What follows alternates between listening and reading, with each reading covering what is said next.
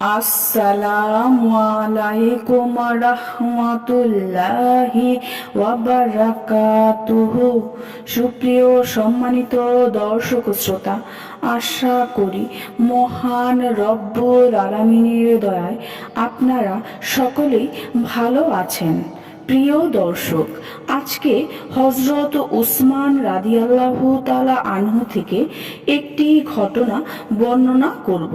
ঘটনার শিরোনাম হচ্ছে উসমান রাদিয়াল্লাহু তাআলা আনহুর মহত্ব।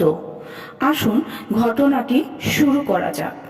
চুরি যেমন হাতের কবজিকে ঘিরে রাখে, বিদ্রোহীরা উসমান রাদিয়াল্লাহু আনহুকেও সেইভাবে ঘিরে রেখেছে। এমনকি তার কাছে পানি পর্যন্ত নিতে দিচ্ছে না। এমন সময় হযরত আবু কাতাদা ও অন্য একজন লোক উসমান রাদিয়াল্লাহু আনহুর কাছে এলেন। তারা হজ করার অনুমতি চাইলেন। তিনি তাদেরকে অনুমতি দিলেন। তারা চলে যাবেন।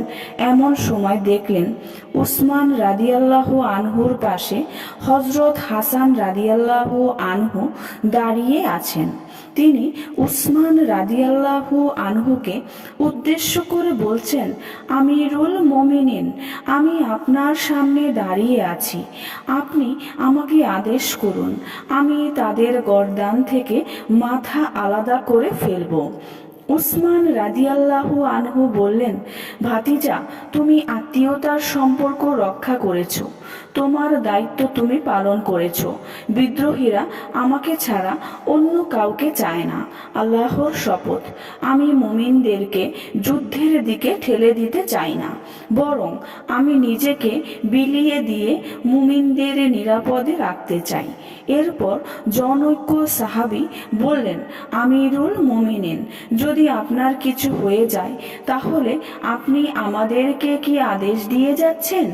উসমান রাদিয়াল্লাহু আনহু বললেন, তখন তোমরা দেখবে মুহাম্মদ সাল্লাল্লাহু আলাইহি ওয়াসাল্লামের উম্মতেরা কোনো বিষয়ের উপর ঐক্যবদ্ধ হয়, কেননা তারা সবাই একত্রে পদভ্রষ্ট হবে না।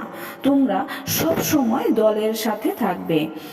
বাশশার ইবনে মুসা বলেন, আমি এ ঘটনা হাম্মাদ বিন জায়েদের কাছে বর্ণনা করলাম। তিনি তা শুনে খুব কান্না করলেন। তার চোখ থেকে তখন অশ্রু টপ টপ করে ঝরে পড়েছিল। এরপর তিনি বললেন, আল্লাহ তাআলা উসমান রাদিয়াল্লাহু আনহুর উপর রহম করুন।